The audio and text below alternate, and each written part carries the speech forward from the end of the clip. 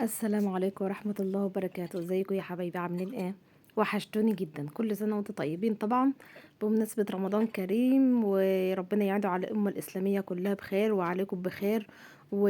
وما يحرمش حد أبدا طبعا من حبايبه، وربنا يجعله رمضان خير علينا يا رب وبعود الأيام.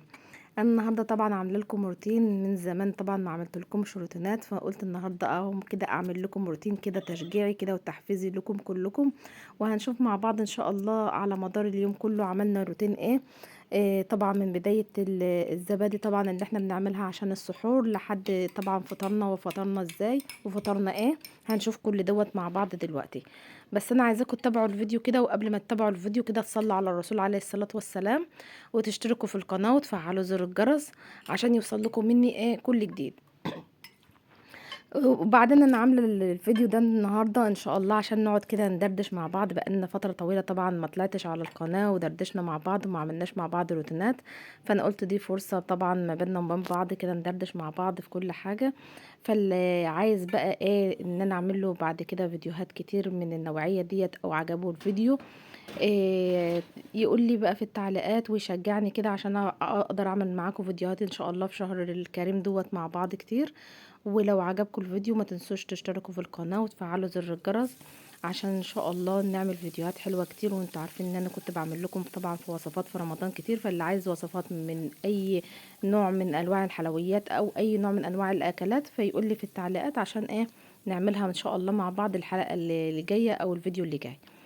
انا دلوقتي طبعا عملت الزبادي، واللي عايز يعرف طريقة الزبادي يكتب لي برضو في التعليقات، وانا هنزل لكم طريقة الزبادي تتعمل ازاي في البيت.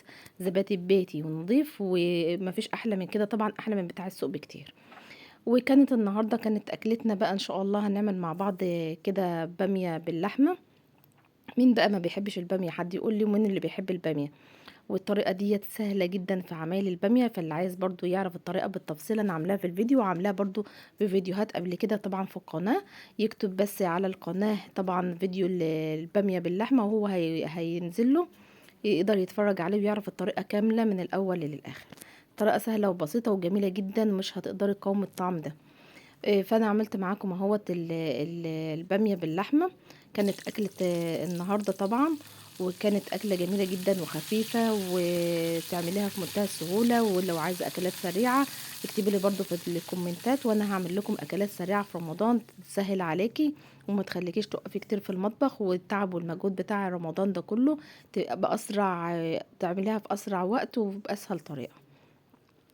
وانتوا زي ما انتوا شايفين كده الباميه ما شاء الله كانت جميله جدا وطعمها هايل. وكمان الزبادي كانت خلصت وتماسكت زي ما انتوا شايفين، بسم الله ما شاء الله الزبادي متماسكه جدا ازاي. انا قلت لكم لو اللي عايز تعرف الطريقه يقول لي وانا هكتب لكم الطريقه. هنزل لكم فيديو بالطريقه كلها ان شاء الله.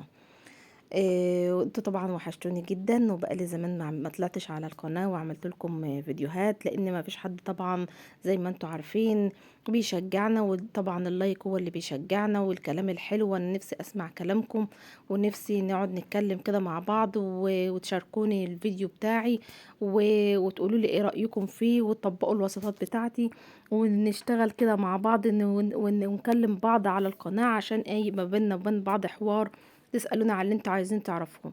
الطبق دوت انا كنت عاملاه طبق الخشاف دوت برضو معمول برضو طريقته على القناة. اللي عايز برضو يعرف طريقته يضغط على فيديو الخشاف، وهو هيعرف الطريقة جميل جدا جدا على الفطار.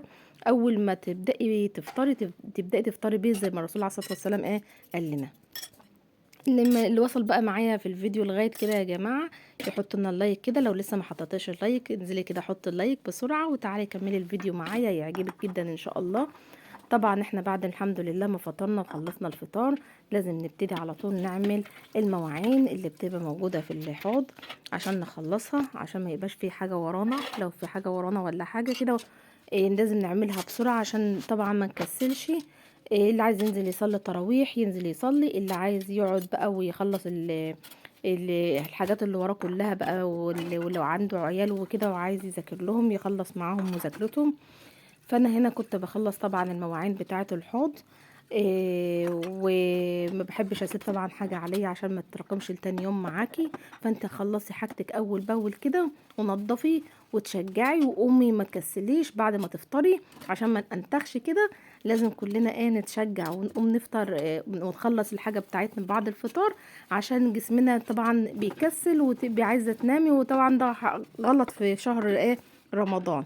احنا عايزين كده نتشجع مع بعض كده في شهر رمضان، نعمل العبادات بتاعتنا وقراءة القرآن، ومننساش الصلاة والتراويح وكل دوت نقوم كده نتشجع ونخلص كمان اللي ورانا، عشان طبعا لو احنا قعدنا هنكسل وهننتخ وهنتخن، واحنا ما احناش عايزين نتخن. فاحنا كده كنت بشطب طبعا المواعين معاكم كده. زي ما انتوا عارفين الروتينات بقى بتاعتي، لو عايزين ترجعوا لها تشوفوها برضو في القناة كلها موجودة. ولو حابين اعمل لكم سلسلة من سلسلات الروتينات، او سلسلة من سلسلة اكل، او سلسلة من سلسلات حلويات، اللي حابب اي حاجة بس يقول لي في التعليقات، وان شاء الله نعملها مع بعض.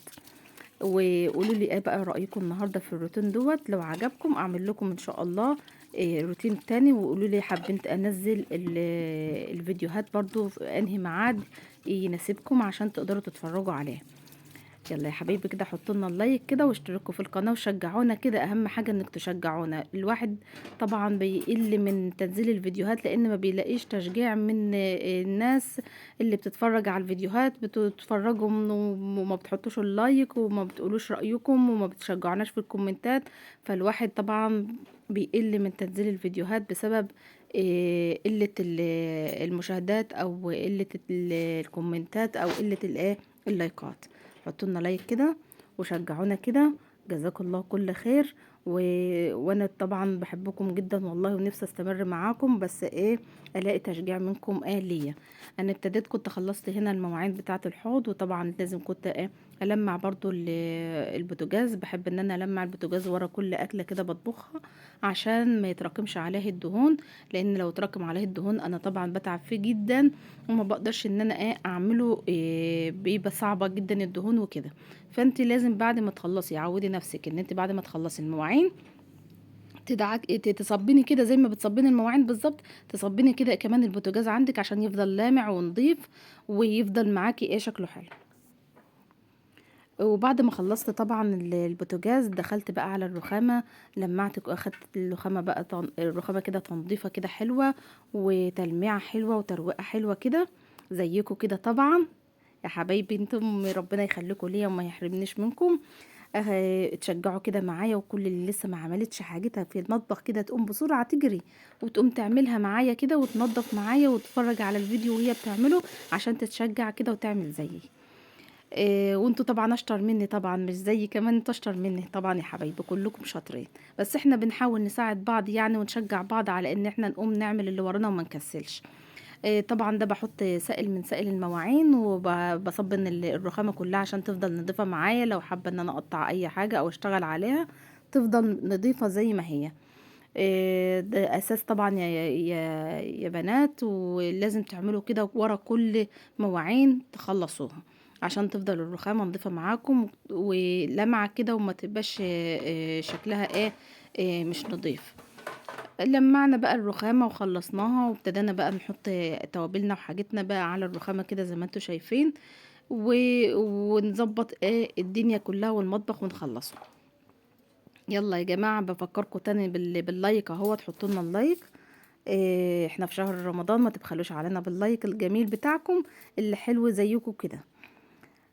خلصنا اهو الرخامه زي ما انتوا شايفين كده. اللي حابب ان انا اعمل له روتين في اي حاجه تانية يقول لي في البيت وانا اعمل له. انا طبعا ما نزلتش زي السنه اللي فاتت التجهيزات بتاعه رمضان، لانها طبعا موجوده على القناه، وانا يعني زي ما عملت السنه اللي فاتت كده برضو ظبطت السنه دي برضو البيت كده، وحطيت حاجات رمضانيه وكده. برضو اتفرجوا، برضو بفكركم تتفرجوا على الفيديو ده، كان جميل جدا السنه اللي فاتت.